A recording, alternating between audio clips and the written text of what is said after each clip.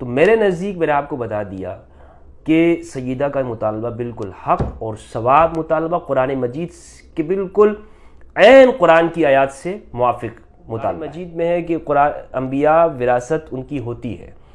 حدیث اگر کہتی ہے نہیں ہوتی تو ہم کس کی مانیں گے؟ لازمی بات ہے کہ ہم قرآن مجید کی مانیں گے، کیونکہ رسول اللہ صلی اللہ علیہ وآلہ وسلم خود اہل سنت بھی کہتے ہیں کہ ہمارے درمیان میں قرآن مجید کو چھوڑا ہے، تو اس پر تو اہل سنت کا بھی یقین اور ایمان ہے۔ دوسری بات یہ ہے کہ ہم یہ دیکھیں کہ ہمارے اہل سنت میں یہ بات کہی جاتی ہے کہ جناب ابو بکر صدیق رضی اللہ تعالیٰ عنہ کس طرح خطا کر سکتے ہیں، وہ صحابی رسول ہے، ان سے خطا نہیں، یعنی ان کا یہ موقف درست ہے۔ اگر صحابی ہونے کی وجہ سے جناب ابو بکر صدیق رضی اللہ تعالیٰ عنہ کا آپ دفاع کرتے ہیں اور آپ سمجھتے ہیں کہ اگر ہم اس میں جناب ابو بکر کی طرف کوئی کمزوری دکھائیں گے تو ایک صحابیت کا مقام کم ہوگا، تو میرا آپ سے سوال یہ ہے اہل سنت سے، کیا سیدۃ نساء اہل الجنہ فاطمۃ الزہرا سلام اللہ علیہا وہ صحابیہ نہیں ہیں؟ ان کا صحابیت کا مقام نہیں ہے؟ تو اگر آپ صحابیت کو معیار رکھتے ہیں تو خاتون جنت بھی صحابیہ ہیں۔ دوسری بات یہ ہے کہ ہمارے اہل سنت، خود ہمارے اہل سنت کے اصول آپس میں ٹکرا رہے ہیں۔ وہ کہتے ہیں کہ بعض اس طرح سے لوگ بھی موجود ہیں جو اس مسئلے میں اتنا غلو کرتے ہیں کہ سیدہ کو خطا پہ کہتے ہیں، ان کے ہاں جرت پائی جاتی ہے، وہ کہتے ہیں کہ جی سیدہ سے خطا ہوئی ہے۔ اگر میرا سوال یہ ہے ان سب سے جو لوگ سیدہ کو خطا پہ کہتے ہیں، مجھے بتاؤ اگر سیدہ کو خطا پہ کہنے سے کوئی شخص منافق نہیں بن جاتا، کوئی شخص دائرہ اسلام سے نہیں نکل جاتا، کوئی شخص گمراہ نہیں ہو جاتا، تو جناب ابو بکر رضی اللہ عنہ کو خطا پہ کہنے سے کوئی شخص کس طرح سے رافضی یا اہل سنت سے نکل جاتا ہے، گمراہ کیسے ہو جاتا ہے؟ یہ آپ کے معیار جو ہے یہ الگ الگ کیوں ہیں؟ آپ معیار ایک رکھیں نا۔ آپ اگر سیدہ کو خطا پہ کہنے والے وہ آپ کا بھائی ہے، وہ آپ کے لیے بڑا، آپ اس کے لیے شیر و شکر ہے، آپ کے لیے ماشاءاللہ مجاہد اہل سنت ہے، تو اگر کوئی شخص جناب ابو بکر کو خطا پہ کہہ دیتا ہے تو کیا ہو گیا؟ کوئی خرابی لازم آتی ہے یا صرف تمہاری انا کا مسئلہ ہے؟ پھر ہمارے ہاں یہ بات بڑے زور و شور سے کہی جاتی ہے، خود بخاری پر ایمان رکھنے والے، کہ جب میں نے بخاری کی جو وہ اس روایت کی پر جرح کی جس میں ابن شہاب زہری نے یہ بیان کیا کہ ابو جہل کی بیٹی کو نکاح دینے کے حوالے سے، نکاح کا پیغام دینے کے حوالے سے جو حضرت علی کی طرف نسبت کی، اسی حدیث کے اندر یہ بات ہے کہ جناب امام زین العابدین علیہ السلام کے پاس رسول اللہ صلی اللہ علیہ وآلہ وسلم کی تلوار موجود تھی۔ مصر بن مخرمہ جو روایت کرتے ہیں، اور مصر بن مخرمہ نے کہا کہ آپ کی تلوار مجھے دے دیجیے۔ اس روایت میں جناب زین العابدین علیہ السلام کے پاس رسول اللہ کی تلوار موجود ہے، تو اگر رسول اللہ کی وراثت تقسیم نہیں ہوئی تھی تو تلوار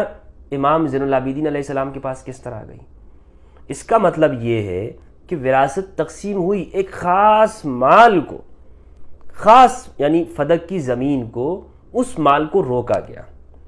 اب یہ کیوں روکا گیا، اس کی کیا وجوہات تھی، اس پہ میں انشاءاللہ تفصیلاً بھی گفتگو کروں گا، لیکن یہاں ہم اس چیز کو ڈسکس کر رہے ہیں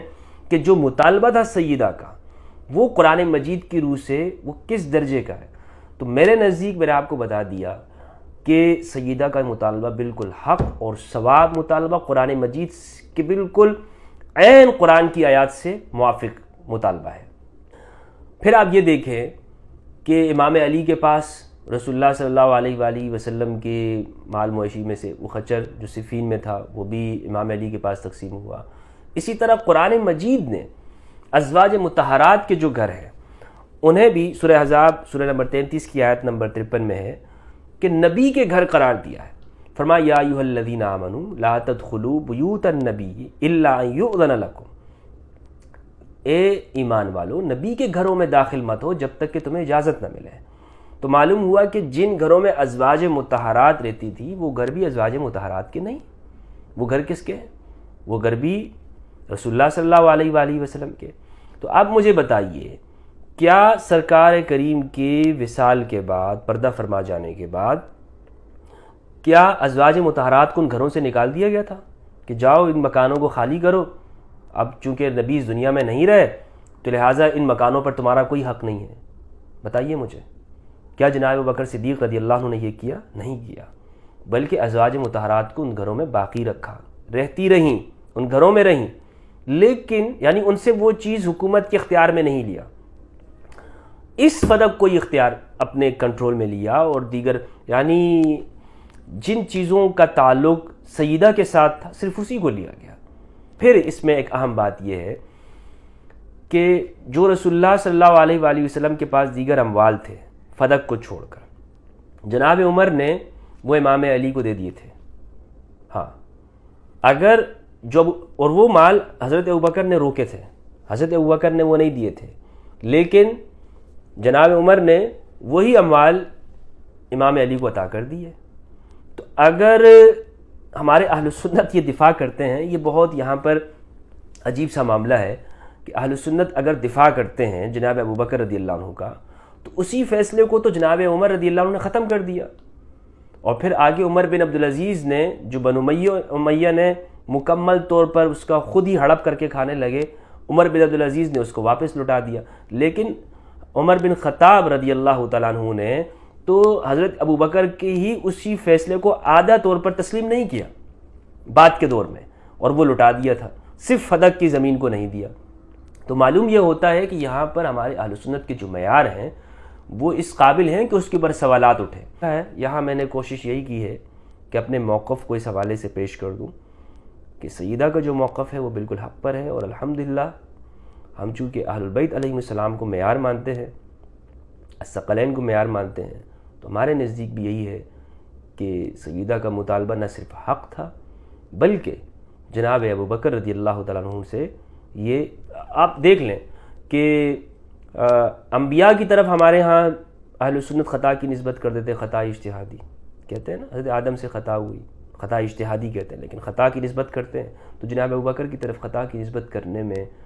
کون سا اصول ٹوٹتا ہے؟ اللہ سبحانہ و تعالیٰ سے دعا ہے کہ پروردگار ہم سب کو حق سچ سمجھنے کی توفیق عطا فرمائے، ملک پاکستان میں امن ہو، اور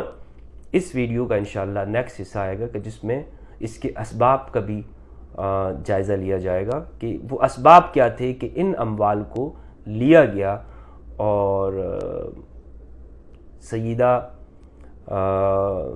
کے ساتھ جو کچھ جس طرح سے آپ کی اس دنیا سے رخصتی ہوتی ہے جوانی کی عمر میں، 27-28 سال کی عمر میں،